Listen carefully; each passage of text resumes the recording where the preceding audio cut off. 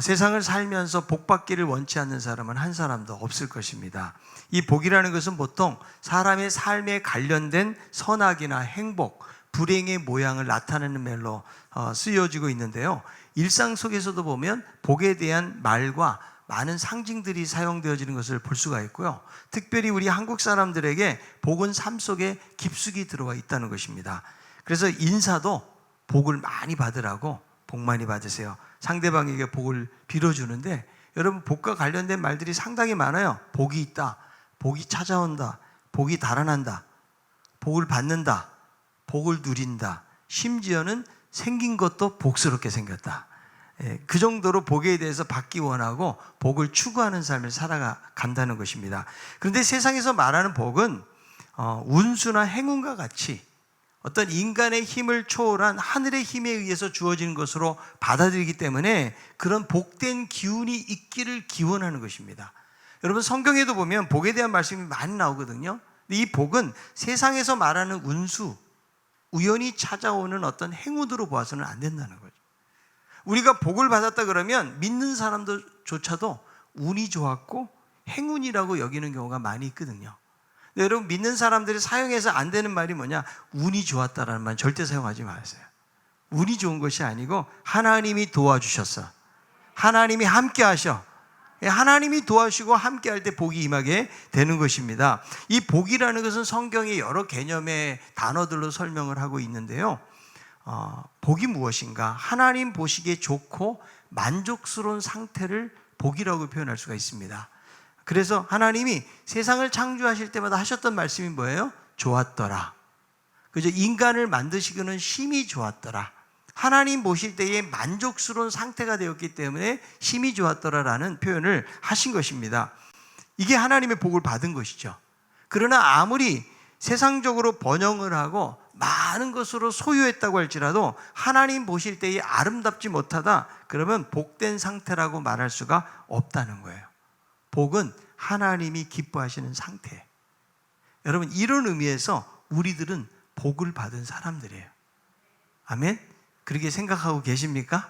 자, 신명기 33장 29절에 있는 말씀이에요. 이스라엘이여 너는 행복한 사람이로다. 여호와의 구원을 너같이 얻은 백성이 누구냐? 그는 너를 돕는 방패시요 내 영광의 칼이시로다. 내 대적이 내게 복종하리니 내가 그들의 높은 것을 밟으리로다. 이스라엘이여 너는 행복한 사람이라고 그랬는데요, 이 신명기 말씀을 줄 때 이스라엘 백성은 여전히 광야에 있는 거죠. 가나안 땅에 들어가지도 못하고 아무런 그들에게 어떤 삶의 모든 것들이 준비되지 않았음에도 불구하고 행복한 사람이라고 이야기하는 것이죠. 그 이유가 무엇입니까? 기가 막힌 하나님의 구원을 경험했기 때문입니다. 그러니까 죄인된 우리들도 예수 그리스도의 구속으로 말미암아 하나님 보시기에 좋은 상태가 된 거예요. 누구 때문에? 예수님 때문에. 그래서 여러분 우리는 복을 받은 사람들이에요. 자, 옆에 있는 분에게 당신은 이미 복을 받은 사람입니다. 여러분 살면서 나는 지지리도 복이 없네 이런 말을 쓰면 안 돼요. 우리 이미 복을 받았기 때문에 그렇다는 거죠. 오늘 이 말씀에도 보니까 오벳에돔의 집에 하나님의 복이 임하게 되거든요. 역대상 13장 14절입니다. 하나님의 개가 오벳에돔의 집에서 그의 가족과 함께 석 달을 있으니라. 여호와께서 오벳에돔의 집과 그의 모든 소유에 복을 내리셨더라. 여러분 성경이 왜 복을 받았다라고 이야기합니까? 하나님의 언약궤가 오벳에돔의 집에서 석 달 동안 있는 동안에 복을 받았다고 이야기하고 있거든요. 그래서 하나님이 그 집과 모든 소유의 복을 내리셨다고 말씀해주고 있다라는 거예요. 자, 우리들의 관심은 이런 성경을 볼 때도 야, 오벳에돔의 집에 이렇게 소유에 하나님이 복을 주셨구나. 사실은 복 받은 거에 관심을 많이 갖지만 더 중요한 것은 하나님의 궤가 3달 동안 이 집에 있었다는 거예요. 여기서 가장 중요한 핵심이 하나님의 언약궤라는 것이죠. 그러니까 얼마나 그 집이 복을 받았느냐 이런 결과적인 것이 핵심이 아니고 언약궤가 함께 있는 것이 중요하다는 거예요.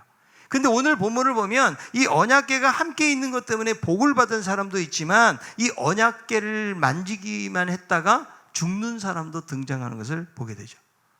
여러분 이런 모습을 보면 하나님의 언약궤가 있다고만 해서 하나님의 복이 임하는 것은 아니라는 사실을 우리에게 보여주는 거예요. 자, 사무엘상 4장 3절입니다. 백성이 진영으로 돌아오매 이스라엘 장로들이 이르되 여호와께서 어찌하여 우리에게 오늘 블레셋 사람들 앞에 패하게 하셨는고 여호와의 언약궤를 실로에서 우리에게로 가져다가 우리 중에 있게 하여 그것으로 우리를 우리 원수들의 손에서 구원하게 하자 하니.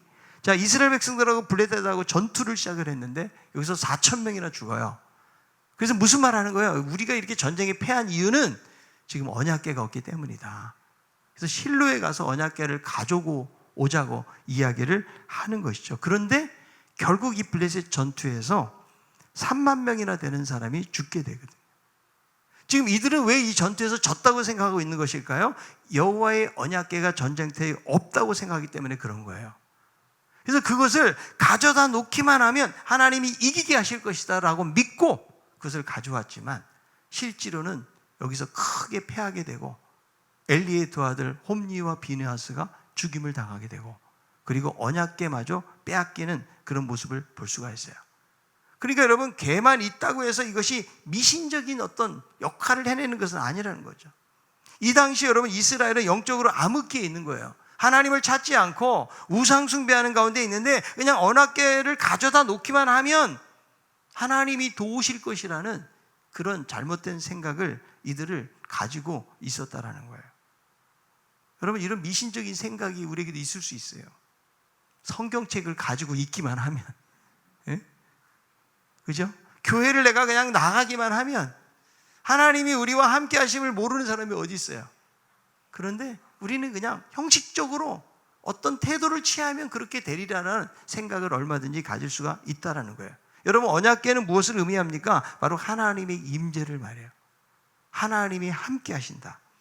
그래서 이 언약궤 안에는 이스라엘 백성들에게 너무나 중요한 상징물로 여겨지는 세 가지의 물건이 들어있어요. 하나는 만나, 하나는 아론의 쌍난 지팡이, 또 하나는 십계명이 적혀진 2개의 돌비가 그 안에 들어있는 거예요. 여러분, 만나는 이스라엘 백성들이 40년 동안 광야에서 먹었던 음식이잖아요. 이 만나가 없이는 수백만 명의 사람들이 살아갈 수가 없는 거예요. 하나님이 만나를 주셨던 이유가 무엇일까요? 아무것도 없는 광야에서 하나님이 살게 하지 않으면 저희들은 살 수 없다라는 진정한 삶을 주시는 분, 생명을 주시는 분은 하나님이라는 사실을 깨닫도록 하기 위해서 하나님이 광야에서 만나를 주신 것이죠. 그것이 요한복음에서는 이렇게 말씀하세요. 예수님께서 6장 51절, 나는 하늘에서 내려온 살아있는 떡이니 사람이 이 떡을 먹으면 영생하리라. 내가 줄 떡은 곧 세상의 생명을 위한 내 살이니라 하시니라. 그러니까 요한복음에서는 예수님 자신을 만나라고 표현을 하고 계시는 거죠. 그러니까 여러분, 만나는 무엇입니까? 생명을 유지시켜주는 중요한 것에 대한 상징을 이야기해주고 있다는 거예요. 아론의 쌍난 지팡이는 바로 앞에서 이적을 행할 때 사용된 지팡이입니다. 이 지팡이에서 꽃이 피고, 여러분, 지팡이는 죽은 나무잖아요. 거기 살구 열매가 맺히게 돼요. 그래서 이것은 대제사장의 권위가 입증된 물건입니다. 그러니까 이적과 권위의 상징이라고 말할 수 있는 아론의 쌍난 지팡이가 거기에 법궤 안에 들어있는 거죠. 그리고 십계명이 적혀있는 2개의 돌비가 그 안에 있어요. 이스라엘 백성들과 가장 중요한 그 언약이 담긴 2개의 돌비가 있는 거예요. 자, 그런데 나중에 이 언약궤 안에는 이 3가지가 다 들어있지 않아요. 세월이 흘러가면서 솔로몬 시대에는 아론의 쌍난 지팡이하고 만나가 없고 십계명이 쓰여진 2개의 돌비만 남아있다고 성경은 기록해요. 자, 열왕기상 8장 9절, 그 궤 안에는 2 돌판 외에 아무것도 없으니 이것은 이스라엘 자손이 애굽 땅에서 나온 후 여호와께서 저희와 언약을 맺으실 때에 모세가 호렙에서 그 안에 넣은 것이었더라. 그러니까 여러분, 지금 다윗이 언약궤를 옮길 때도 2개의 돌판만이 남아있는 거예요. 여러분, 이 언약궤는요, 하나님의 임재를 상징해 주는데 왜 그렇게 상징해 주는가? 하나님이 눈에 보이지 않잖아요. 그러니까 하나님은 이스라엘 백성들로 하여금 이 중요한 상징적인 이 물건들을 잘 가지고 다님으로 말미암아 하나님이 언제나 우리와 함께 하신다라는 생각을 하도록 하나님께서 만드신 거죠. 그래서 이스라엘 백성들이 40년 동안 광야 생활을 하면서도 언약궤를 잘 간직을 하고 언약궤를 통해서 인도하심을 받습니다. 자, 민수기 10장 33절 34절, 그들이 여호와의 산에서 떠나 3일 길을 갈 때에 여호와의 언약궤가 그 3일 앞에 앞서가며 그들의 쉴 곳을 찾았고 그들이 진영을 떠날 때 낮에는 여호와의 구름이 그 위에 덮었었더라. 그러니까 3일 앞서가가지고 그들의 쉴 곳을 찾은 거예요. 여러분, 언약궤는 광야에서만 필요했던 것이 아니고 가나안 땅에 들어갈 때, 요단을 건널 때도 언약궤가 역할을 합니다. 자, 여호수아 4장 7절. 그들에게 이르기를 요단물이 여호와의 언약궤 앞에서 끊어졌나니 곧 언약궤가 요단을 건널 때에 요단물이 끊어졌으므로 이 돌들이 이스라엘 자손에게 영원히 기념이 되리라 하라 하니라. 그러니까 언약궤 앞에서 무엇이 끊어져요? 요단 강물이 끊어지고 요단을 건널 수 있게 하는데 중요한 역할을 했다는 거예요. 이것은 여러분 여리고성을 무너뜨릴 때도 사용이 되죠. 여호수아 6장 9절. 여호수아 6장 9절. 그 무장한 자들은 나팔 부는 제사장들 앞에서 행진하며 후구는 궤 뒤를 따르고 제사장들은 나팔을 불며 행진하더라. 그러니까 여러분, 이스라엘의 역사 속에서 하나님의 말씀과 임재를 상징해 주는 언약궤가 언제나 그들 앞장서서 인도했다는 거죠.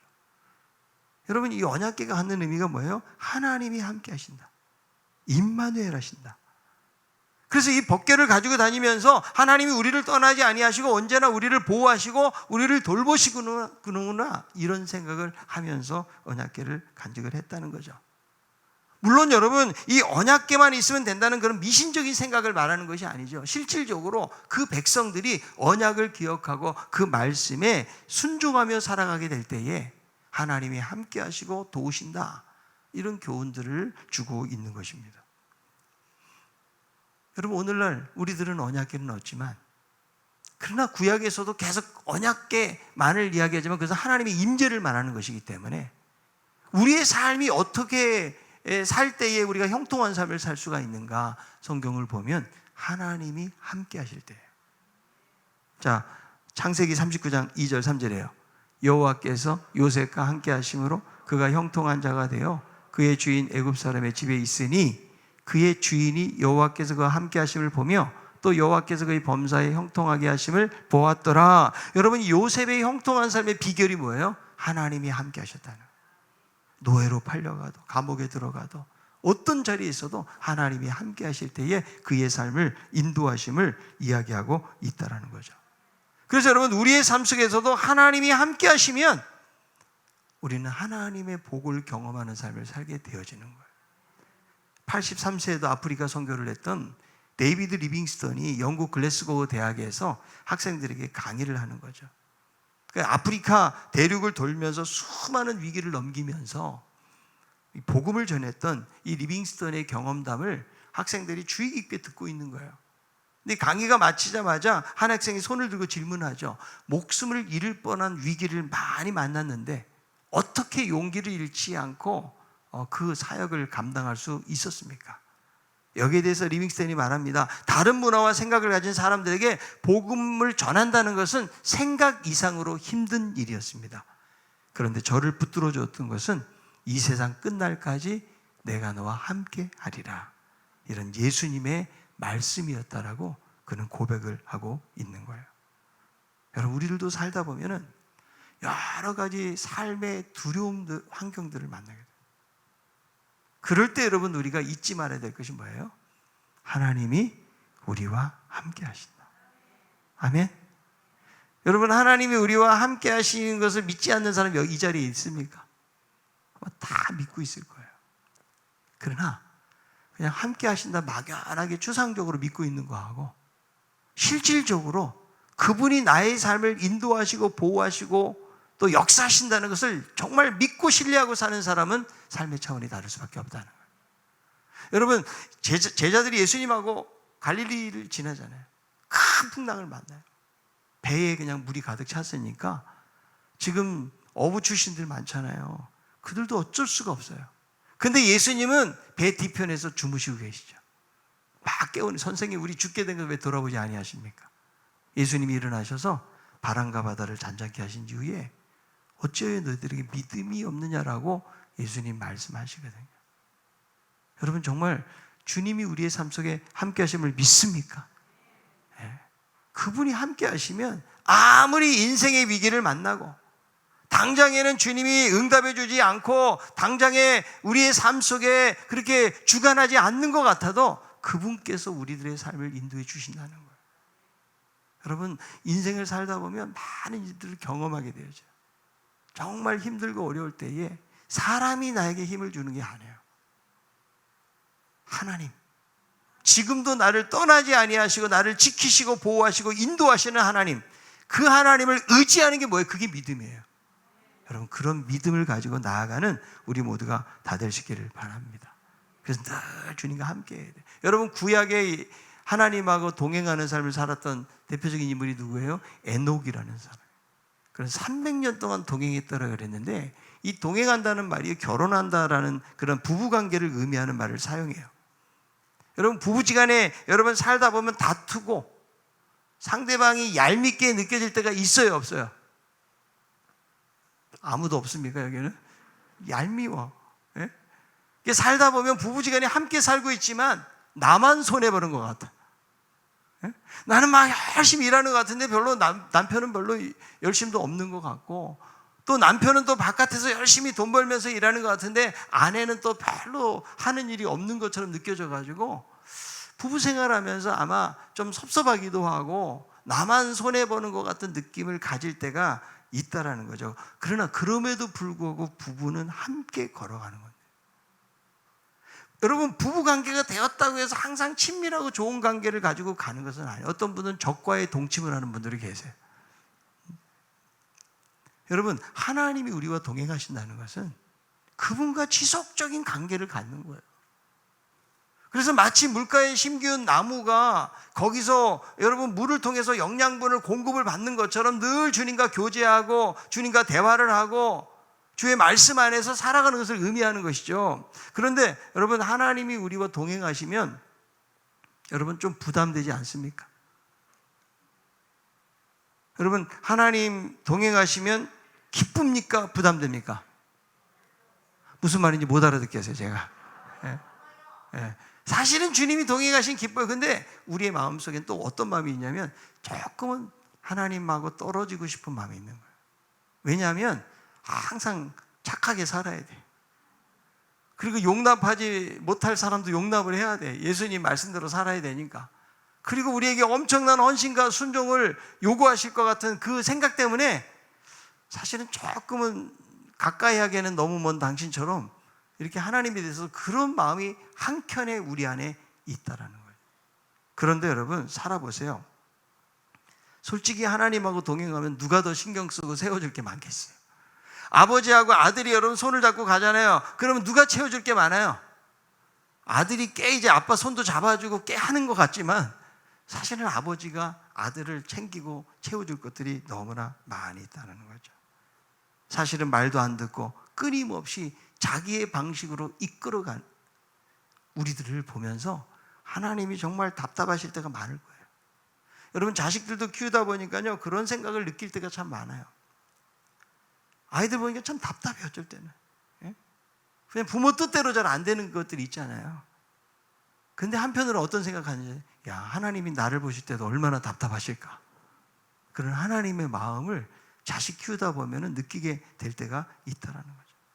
하나님께서 죄 있는 우리들을 자녀 삼아주시고 함께 하시는 것, 이게 놀라운 하나님의 축복이고 기적인 줄로 믿습니다. 여러분, 오늘 본문에 이제 사울이 죽은 다음에 다윗이 왕으로 등극을 하면서 예루살렘으로 도읍을 옮기고 정치적인 안정을 찾으면서 가장 첫 번째로 하는 일이 무엇인가 하면 그동안 방치되었던 언약궤를 옮기는 거예요.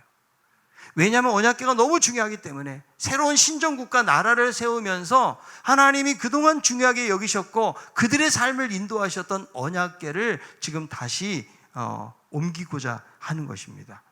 그런데 여러분, 언약궤는 엘리 제사장의 말년에 홈리와 비느하스가 전쟁터에 나갔다가 블레셋에게 빼앗겨 버리거든요. 그래서 이 언약궤 때문에 블레셋도 독종이 생기고 여러 가지 어려운 일이 생겨가지고 이 법궤를 기럇 여아림에 있는 아비나답의 집에서 20년 동안 방치가 됩니다. 그리고 사울 왕도 이것을 찾지 않았고 결국 다윗이 한 70년 만에 방치되고 소홀하게 여겨진 이 언약궤를 예루살렘으로 옮기게 된 거예요. 그러니까 여러분, 얼마나 감격스럽겠어요. 다윗이 언약궤를 옮기기 위해서 이스라엘 전역에서 각 지파를 대표해 사람들을 초청해가지고 온통 지금 축제와 기쁨의 분위기로 지금 잔치가 벌어지고 있는 것입니다. 역대상 13장 8절, 다윗과 이스라엘 온 무리는 하나님 앞에서 힘을 다하여 뛰놀며 노래하며 수금과 비파와 소고와 재금과 나팔로 연주하니라. 그래서 이 예루살렘으로 언약궤를 옮겨오자는 그 말에 다 동의를 하고 모든 사람들의 축하 속에서 지금 법궤를 잘 가지고 왔는데, 오늘 본문에 보니까 기돈의 타작마당에 이르러서 큰 문제가 발생합니다.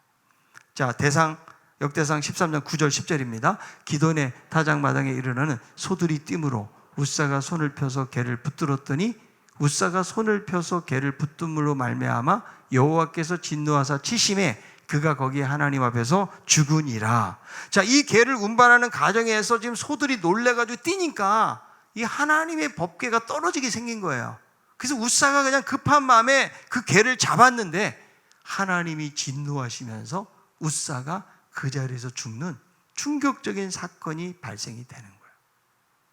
여러분, 우리 같으면 어떻게 했겠어요? 지금 언약궤가 지금 소들이 뛰어가지고 떨어지려고 하는데 이거 잡지 않겠어요? 근데 어떻게 지금 죽을 수 있겠는가? 지금 여러분, 다윗도 그렇고 지금 사람들이 잔치 분위기 속에 있는데 지금 한 사람이 그 자리에서 죽음을 당하게 되어진 것이죠.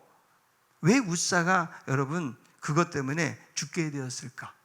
사실은 좀 이해하기가 쉽지는 않아요. 그런데 율법에 보면 여호와의 성문은 일반인들이 손을 댈 수가 없어요. 아무리 선한 동기라고 할지라도 하나님의 거룩을 모독한 것으로 여겨지는 거예요. 그러니까 이 웃사는 경거망동한 거예요. 율법에 대해서 무지하고 하나님의 말씀에 불순종한 태도를 취한 거예요. 다시 말하면 하나님의 말씀을 경홀하게 여긴 거예요. 여러분, 선악과 사건도 보세요. 뭐 선악과 나무와 열매 하나 따먹었다고 하나님이 그렇게 하시나? 그런 것 같지만 그것은 하나님의 자리를 탐낸 거예요. 아무것도 아닌 것 같지만 그 말씀을 어겼을 때에 인류 가운데 죄가 들어오게 되었다는 거예요. 그리고 언약궤는 여러분 수레에다 끄는 거예요. 끌면 안 돼요. 고아 자손들이 어깨에다가 메고 운반을 해야 돼요. 이게 여러분 율법에서 말씀하고 있는 거예요. 자, 민수기 4장 15절. 진영을 떠날 때에 아론과 그의 아들들이 성소와 성소의 모든 기구 덮는 일을 마치거든 고핫 자손들이 와서 맬 것이니라. 그러나 성물은 만지지 말라. 그들이 죽으리라. 해막 울건 중에서 이것들은 고핫 자손이 맬 것이며. 그런데 여러분 이것을 어디다 끌고 왔어요? 소들을 앞장서서 수레에다 끌고 온 거예요. 여러분, 이것이 우리에게 보여주는 게 뭔가 하면 아무리 선한 동기라고 할지라도 하나님의 뜻이 아닌 자기의 방식과 생각대로 해서는 안 된다는 거예요. 여러분, 언약궤를 옮긴다는 과정이 얼마나 하나님이 귀하게 생각하시겠어요? 그런데 율법에 어긋나지 않게 하나님의 지시대로 해야 되는데 자기의 생각이나 방식을 따라 움직였다는 거, 이것이 바로 문제라는 거예요. 또 하나 여러분, 이 사건은요 웃사의 개인적인 잘못만을 말하는 것이 아닙니다. 어떤 상황에서도 하나님의 거룩하심을 침범할 수는 없다. 그 선악과가 하나님의 거룩하심 침범한 거예요. 다윗이 세우는 이 나라는 다윗 왕의 노력과 백성들의 수고만으로 세워지는 나라가 아니고 하나님 말씀에 순종함으로 이것을 통해서 하나님이 세우신다는 그런 교훈을 우리에게 주고 있다는 거예요. 여러분, 하나님의 진정한 축복을 경험하려면 말씀에 순종할 때 이루어지는 거예요. 우리는 내가 원하는 하나님의 축복을 받아내기 위해서 무엇을 하기를 원하지만, 그러나 여러분 신앙생활에 더 중요한 것은 뭐냐면 하나님이 무엇을 원하는지를 생각을 해야 돼요. 그냥 내 열심, 내 노력, 내 수고 이것만 가지고 신앙생활하는 것이 아니라는 거예요. 여러분, 예수님이 마리아 마르다 가정에 방문하잖아요. 마리아가 얼마나 열심히 일을 해요. 막 땀을 뻘뻘 흘리면서 아마 예수님 음식 준비했을 거예요. 근데 열심히 일한 마르다는 칭찬을 못 받고요, 오히려 아무것도 안 하고 예수님 발 곁에서 그냥 알랑방구를 끼면서 가만히 앉아있는 마리아만 칭찬을 받아요. 왜 그럴까요? 하나님의 뜻이 무엇인지를 정확히 모르는 거예요. 내가 아무리 땀을 흘리고 내가 아무리 큰 일을 했다고 할지라도 하나님이 과연 무엇을 원하시는지를 생각해야 되는데 우리는 그런 생각보다 내 방식, 내 생각을 가지고 앞서서 가기가 쉽다라는 것이죠. 여러분, 언약궤 어깨에 매는 것보다는 수레에 끄는 것이 훨씬 편해요. 그리고 여러분, 이것이 율법의 지시대로 해야 되는데 그냥 떨어진다고 자기 손을 댄 것은 자기의 급한 생각이라는 거죠. 여러분, 오늘날 우리가 조심해야 될 게 신앙적 편의주의예요. 우리 삶 속에서도 우리는 하나님의 뜻보다는 내가 편한 것, 내가 좋은 것을 선택해요. 여러분, 사울이 전쟁을 지금 앞두고 있는데요, 사무엘을 기다리는데 사무엘이 오지를 않아요. 그래서 사무엘이 제사를 드려버리죠. 사울이. 결국 이것 때문에 사울은 하나님으로부터 버림을 받게 되었다는 거예요. 내가 왕인데 명분이 있어요. 지금 사무엘이 오지를 않으니까 기다리지 참지 못하고 그냥 자기가 드려버린 거예요. 이것 때문에 결국 폐위가 되는 그런 모습을 우리는 볼 수가 있는 것이죠. 이게 편한 생각인 거예요. 여러분, 이스라엘 백성들이 가나안 땅에 들어 여리고 정복하잖아요. 아이성 칠 때 기도 안 합니다. 하나님이 여리고성을 무너뜨렸는데 이 아이성은 여리고성에 비하면 적은 성이거든요. 그러니까 기도도 안 해요. 그냥 한 3, 4천 명만 올라가면 충분히 이길 수 있다고 여겼는데 결국 36명이 죽게 되고 쫓기는, 전쟁에서 패하는 사건이 등장하지 않습니까? 여러분, 편한 생각, 이 편한 생각에는 하나님이 없는 거예요. 그래서 실패를 경험하게 된다는 거죠. 우리들은 여러분, 말씀을 따라 산다는 것이 어쩌면 좀 고리타분해 보이는 경우가 많아요. 답답해 보여요. 그런데 말씀대로 살아야 하나님의 복이 있다고 성경은 줄기차게 이야기하고 있는 거예요. 여러분, 하나님의 말씀을 잘 보세요. 거기에는 축복의 원리가 있어요. 이 원리를 따라갈 때에 하나님께서 복을 주시고 그 사람을 사용하시는 거예요. 여러분, 우리는 여러 가지 갈등 속에 시달리게 되어지는데 한번 따라합시다. 내 생각으로 살면 망하고 하나님의 생각으로 살아야 복을 받는다. 이게 성경이 우리에게 말씀해 주고 있는 거예요. 여러분, 내 생각으로 살면 망해요. 하나님의 생각을 쫓아서 가세요. 하나님이 무엇을 원하시는가? 하나님이 기뻐하시는 것이 무엇인가? 이것을 쫓아서 그의 음성을 듣고 그 말씀 안에 순종하고 살아가는 것이 신앙생활인데, 그냥 하나님은 안중에도 없어요. 내가 다 결정하고 내가 다 모든 거 다 준비하고 그냥 하나님은 뒤에서 나를 좀 밀어주세요. 그래서 철야기도 하고 금식기도 하고 그냥 뭔가 하나님으로부터 받아내려고 하는 그런, 여러분, 신앙의 태도는요, 결코 하나님이 기뻐하시지 않는 삶의 태도인 것을 우리들은 기억을 해야 되는 거예요. 여러분, 우사가 죽자 사람들이 얼마나 놀랬겠어요? 역대상 13장 12절, 그날에 다윗이 하나님을 두려워하여 이르되 내가 어떻게 하나님에게를 내 곳으로 오게 하리오 하고, 그러니까 그렇게 사모하던 다윗도 두려움에 빠지게 되죠. 그리고 어떻게 감히 나 같은 자가 이 하나님에게를 오게 하겠느냐라고 그는 고백을 합니다. 그러면 이제 어떻게 합니까? 이 축제적인 분위기 속에 사람이 죽고 두려움이, 그런 상황 속에서 언약궤 나르는 일을 계속 진행할 수가 없는 거예요. 그래서 이 언약궤를 다윗성으로 옮기지 못하고 가드 사람 오벳 에돔의 집으로 메어가게 된다는 거예요. 여러분, 누가 사람까지 죽게 만든 언약궤를 가지고 가려고 하겠습니까?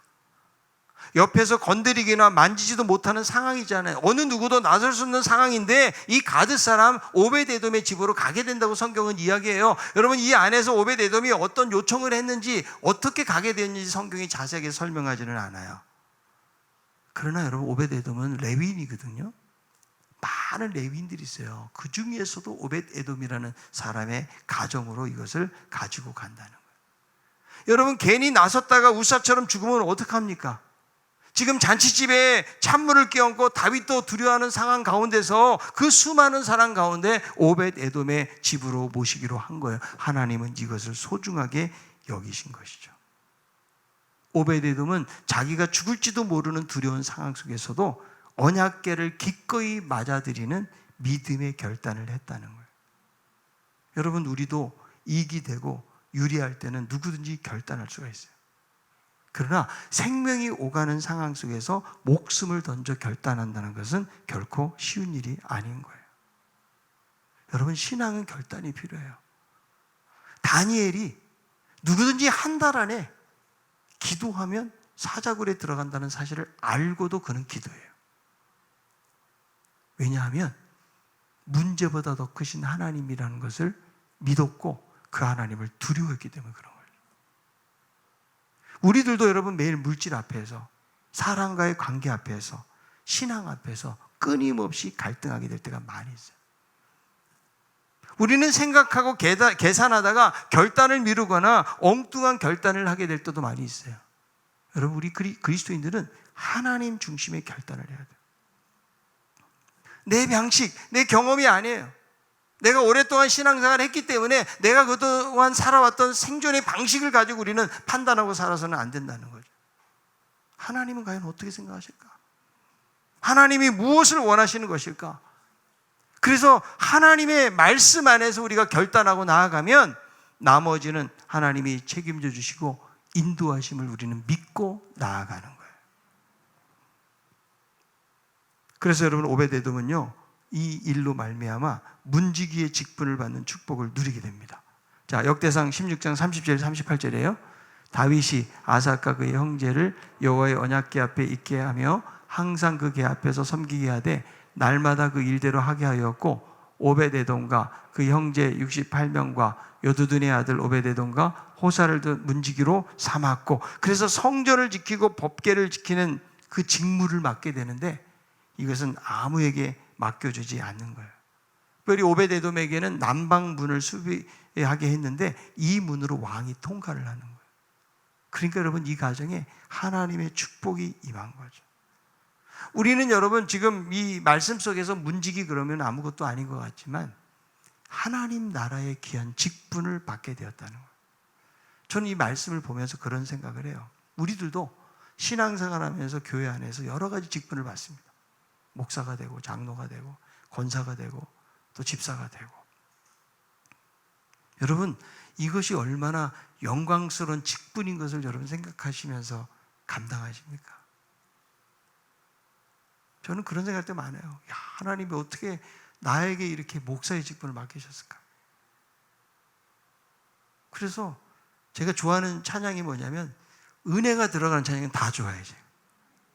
은혜로 인도하신다는 것을 항상 경험하기 때문에 그런 것이죠. 우리는 여러분 세상에서는 정말 그 직분을 받기를 원해요. 여러분 회사에서 여러분들이 과장이 되고 부장이 되고, 그죠? 더 올라가서 그냥 사장님이 되고 뭐 본부장이 되고, 여러분 그런 것들을 얼마나 사모하세요? 남편의 승진을 위해서 우리는 기도해야 되고 말이죠.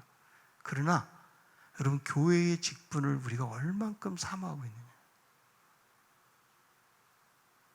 그냥 안 하면 되죠. 그러나 이걸 생각해 보세요. 하나님이 여러분이 세상에서 뭐 회장을 했는지 사장을 했는지 부장을 했는지를 기억해 보시겠어요?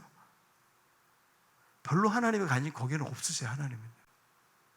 하나님의 나라를 위해서 내가 집사, 권사, 장로가 되고 목사가 되고 또 성도로서 여러 가지 교회의 직분들을 감당해내는 것을 저는 하나님이 가장 귀하게 보실 줄로 믿습니다. 여러분, 점점 여러분 시대가 흘러가면서요, 직분에 대한 고귀한 가치를 몰라요. 어쩌면 여러분 교회에서 하는 일들은 되게 좀 허드렛 일들이 많아요. 뭐 커피 타고, 어린 아이들을 뭐 가르치고 돌보고 청소하고 뭐 설거지하고, 이런 일들이 세상에서 볼 때는 여러분은 알아주지 않는 일들이에요. 그러나 하나님은 그렇게 하나님 나라를 섬기고 수고하는 사람들을 기억하신 하나님을 믿습니다. 여러분, 하나님이 아무에게나 주시는 직분이 저는 아니라고 생각이 들어요. 아멘? 다시 한번 여러분, 오늘 이 말씀을 통해서 야, 하나님이 나에게 이렇게 귀한 직분 주시니 너무 감사하다. 그리고 직분을 사모하는 마음을 갖는 우리 모두가 다 될 수 있기를 바랍니다. 시편 84편 10절, 주의 궁정에서 한 날이 다른 곳에서 첫날보다 나은즉 악인의 장막에 사는 것보다 내 하나님 성전 문지기로 있는 것이 좋사오니. 성전 문지기로 있는 것이 좋사오니. 세상 사람들은 알아주지 않아도 내가 교회에서 여러 가지로 섬기는 일들을 하나님이 기뻐하시기 때문에 그래서 정말 소중하게 여기고, 한 사람 한 사람에 대해서 우리가 그런 마음의 자세로 일을 해야 우리가 시험에 들지 않아요. 그렇지 않으면 우리는 조금 일해놓고 그냥 내 어깨가 으쓱해지고, 그죠?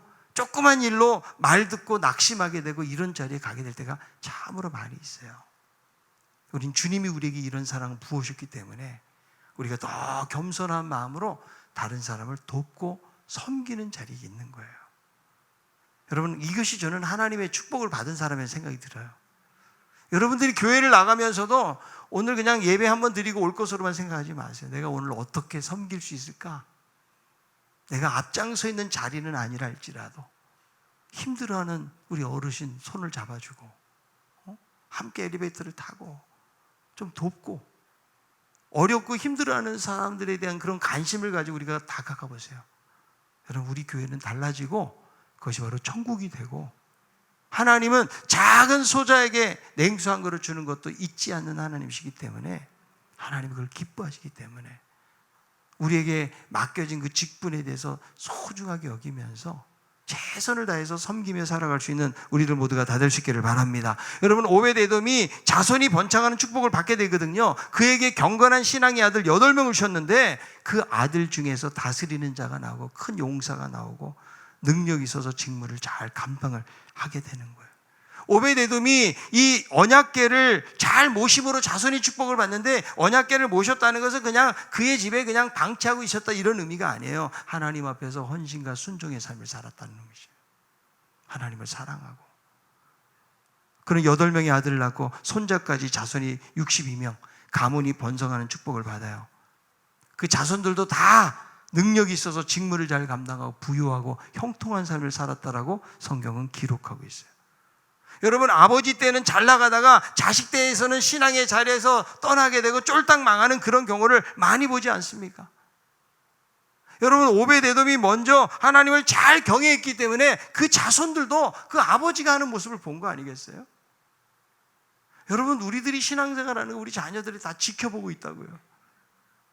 야, 나는 우리 아빠처럼 살지 말아야지, 우리 엄마처럼 살지 말아야지. 어쩌면 그것을 속으로 아이들이 지금 결심하고 있는지도 몰라요. 예. 여러분, 우리가 오벳에돔과 같이 단순히 이 법계만 있다고 해서 축복을 받는 것이 아니고, 하나님과 사랑하고 교제하고 경외하고 그분과 깊은 교제 속에서 그 신앙의 원리를 깨닫고 주님과 함께 동행하는 삶을 살 때에 우리의 자녀들도 고스란히 그것을 이어받는 거예요. 여러분, 아브라함이 거짓말하니까 그냥 이삭도 거짓말하잖아요. 예? 그 실수와 약점이 그대로 내려가요. 그러나 우리는 부족하고 연약하지만 하나님을 잘 섬기는 믿음으로 하나님 따라갈 때 우리의 자녀들이 정말 하나님의 큰 복을 경험하는 자녀들이 될 줄로 믿습니다. 하나님 말씀 안에서 우리는 살아가야 돼요. 하나님을 떠나면 여러분, 모자라고 결핍된 삶을 살게 되어지는 거예요. 지난번 말씀대로 하나님을 떠난 자는 저주를 받을지어다 그랬거든요. 그러나 하나님을 신뢰하고 하나님을 의지하는 자에게는 물가에 심기운 나무와 같은 형통의 삶을 살게 된다고 성경은 이야기하고 있는 것입니다. 오벳에돔의 그 축복을 보면서 하나님, 우리들도 내 방식, 내 생각으로 신앙적 편의주의로 살지 않게 도와주옵시고, 하나님 말씀 안에서 하나님 잘 경외하고 하나님을 잘 섬기는 가운데 우리의 자녀 세대가 하나님이 기뻐하시는 삶을 살아가는 우리의 자녀들, 하나님의 복을 경험하는 자녀들로 잘 세워져 갈 수 있도록 도와달라고 하나님 앞에 간구함으로 나아가는 저와 여러분들이 다 될 수 있기를 바랍니다.